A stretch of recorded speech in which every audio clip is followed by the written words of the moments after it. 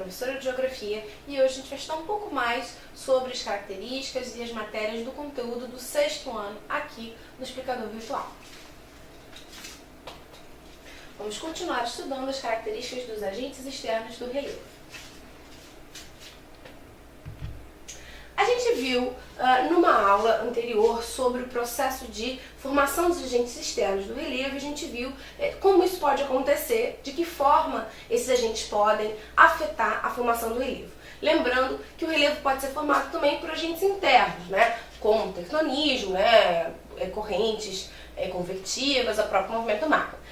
Nas aulas que a gente vai ver hoje, na aula de hoje e na última aula, a gente vê um pouco mais sobre os agentes internos, da formação do relevo por parte dos agentes externos, da formação externa do relevo, dos modeladores do relevo.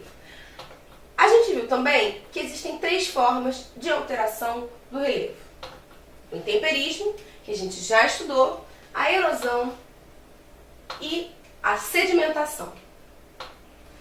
A erosão, diferente do intemperismo, que consiste na alteração da rocha, a erosão ela pode ser entendida como um processo de transporte desses sedimentos que foram intemperizados. Como é que isso funciona? O intemperismo ele vai alterar a estrutura da rocha, ele vai desagregar a rocha, ele vai fragmentar essa rocha ou ele vai alterar a composição química, como a gente viu na aula passada. Pois bem, quando isso acontece, a rocha, que ela é compacta, ela passa a apresentar sedimentos, fragmentos menores dessa rocha. Esses sedimentos são mais leves e mais fáceis de serem erodidos, de serem transportados para um outro local. Então, se a gente fosse ter uma palavra que possa resumir erosão, essa palavra é transporte. A erosão, se a gente fosse colocar em uma ordem, o intemperismo seria o primeiro processo, né, que é a alteração da rocha, e a erosão seria o segundo processo, onde eu vou transportar esse sedimento que foi intemperizado para um outro local. Ele vai modificar o local de origem. Como a gente vai classificar o processo de erosão? O processo de erosão vai ser classificado de acordo com o tipo de agente externo, ou seja, com o tipo de característica climática que possa ter provocado esse transporte. É importante lembrar que se o intemperismo pode ser provocado pelo homem ou não existe um consenso se a gente vai classificar o intemperismo provocado pelo homem ou não, mas a gente tem que afirmar que no caso da erosão, a influência do homem, né, a ação do homem pode ser extremamente prejudicial e influenciar muito o processo de erosão, principalmente em áreas rurais, em algumas áreas urbanas também, áreas de encosta. Eu tenho a existência da ação humana que possa motivar e acelerar o processo de erosão ou o processo erosivo. Isso já é entendido como um problema ambiental grave que muitos países vão enfrentar, principalmente aqueles países que vão apresentar, ou aquelas localidades que vão apresentar condições climáticas que favoreçam o processo erosivo. Para a gente entender os tipos de processo erosivo, a gente precisa saber quais são. Eu vou chamar de erosão eólica aquela provocada pela ação do vento. Tudo que a gente se refere como eólica, por exemplo, energia eólica, é uma energia que é motivada pelo vento. No caso da erosão eólica, o vento é o agente que vai transportar esse sedimento. A foto, ela vai falar sobre uma duna, que não é exatamente uma rocha. Na verdade, a duna já é resultado do processo de erosão. E aí, como ela está fragmentada, a gente pode, como os grãos já estão separados, ele consegue facilmente a gente consegue ver o processo erosivo de transporte. Um exemplo para a gente perceber isso muito bem é, se você vai à praia e começa a ventar, o que você vai perceber? Você vai perceber que os grãos de areia vão começar a bater no seu corpo. É bastante doloroso e você começa a sentir essa areia batendo em você. Isso é o agente de erosão. Ele está transportando aquele sedimento. Na verdade, a areia chegou ali por um processo de transporte, seja por uma erosão, por um processo de erosão eólico, né, por um processo de transporte eólico, ou mesmo marinho, ou mesmo fluvial, que vai depositar aqueles sedimentos que foram transportados. Então, isso é um processo eólico.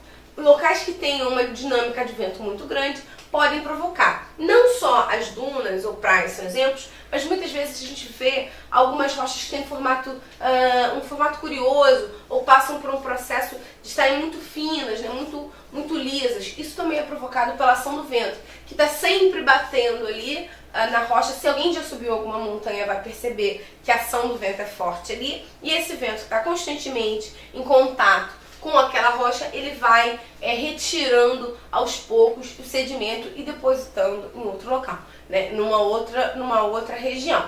Isso é uma característica, é um processo erosivo provocado pelo vento. O outro tipo que a gente vê é o processo fluvial. Aqui a gente vê um tipo de cânion, que é muito famoso. Geralmente o rio vai passando e ele vai cavando um buraco sempre. Então, se a gente for olhar, por exemplo, a encosta do rio, aqui eu tenho um leito do rio, o rio está passando aqui. Conforme o tempo vai passando, ele vai aprofundando. Então isso vai ficando cada vez mais aprofundado. Por quê? Cada vez que o rio vai passando, ele vai carregando um pouco os sedimentos que eu vou encontrar aqui. Como a gente observa isso? Uma das características que a gente vai observar é o fato de toda vez que você vai passar por um rio, você vê que as pedras que estão no leito do rio são extremamente lisas e escorregadias. Inclusive é perigoso andar pelo rio, porque você pode escorregar, não só pelo limo, mas também porque as pedras são muito escorregadias. Elas são escorregadias porque o processo erosivo do rio acabou gerando uma retirada dos sedimentos. É como se o rio estivesse polindo as pedras, ele está retirando aquilo. Se eu tenho um local com uma rocha mais sensível, uma rocha mais frágil, aí essa ação pode acontecer de forma mais acelerada, provocando um grande processo erosivo, ou seja, ele vai aprofundando bastante o leito do rio. São alguns exemplos de cânions e tudo mais. Então, esse é um processo provocado pelo rio. É importante isso porque muitas vezes o rio retira os sedimentos, né, que foram intemperizados, provoca um processo de intemperismo, às vezes ele provoca um intemperismo e erosão, transporta e vai depositar em outro local, né? E é importante para ter um equilíbrio na natureza por causa disso. Não confundam, e é muito comum que se confunda, o processo fluvial do processo pluvial. O processo pluvial é provocado por chuva e o processo fluvial é provocado pelos rios. O processo pluvial ele vai acontecer predominantemente, ou seja, na maioria dos casos, em locais onde eu tenha uma grande incidência de chuvas. E se eu tiver uma área mais inclinada, aí especificamente eu vou encontrar com mais intensidade esse processo de erosão pluvial. Um exemplo de cidade que sofre bastante com a ação da erosão pluvial é o Rio de Janeiro. O Rio de Janeiro tem como característica um regime pluviométrico, ou seja, uma quantidade de chuva anual bastante alta, principalmente concentrados no verão, que é a época de chuvas na cidade. E também o Rio de Janeiro vai apresentar um relevo inclinado, com a existência de muitos morros e montanhas. Isso vai fazer com que a ação da gravidade, aliada à presença da chuva, facilite o processo de erosão. Aqui a gente vê, por exemplo, uma foto do túnel Rebouças, que é um túnel importante que corta a cidade, que foi fechado porque eu tive um processo erosivo. É importante que o processo de erosão pluvial, ele pode acontecer também acelerado, e é principalmente acelerado pela presença do homem, né? Ele pode acontecer nas cidades quando eu tenho um processo de impermeabilização do solo, ou seja, quando eu não permito que a água infiltre e siga seu caminho natural, quando eu jogo lixo na rua ou quando eu dificulto o processo de infiltração, isso vai fazer com que eu tenha um aumento do peso da água e aí eu provoque mais ainda o processo erosivo pluvial. Isso vai acontecer principalmente nas cidades que tem área de construção em área de encostas. Pois bem, isso também pode acontecer em áreas de agricultura. Muitas vezes o agricultor vai utilizar, principalmente na pecuária extensiva, que é aquela que não é feita com muito maquinário nem nada, ele vai utilizar as encostas dos morros para fazer um processo de pecuária ou agricultura. O problema é que o passar do trator nessas áreas e o próprio fato dele ter desmatado essas áreas vão provocar um processo e acelerar um processo de erosão, podendo inclusive provocar um fenômeno chamado vossoroca, que é um grande caminho de desabamento que eu encontro nas encostas. Isso também é a presença do homem que pode provocar e acelerar o processo de erosão pluvial, tá? Então, a falta de planejamento e a falta de entendimento do manejo, ou seja, do cuidado que eu tenho com essas áreas de encostas e com a natureza pode provocar esse tipo de erosão, que vai provocar, obviamente, uma série de transtornos e é muito prejudicial tanto à natureza quanto aos homens. E o que a gente viu aqui também é o glacial, que é a expansão e retração das geleiras, que podem provocar também um processo de erosão, uma vez que os sedimentos ficam presos no gelo e são transportados.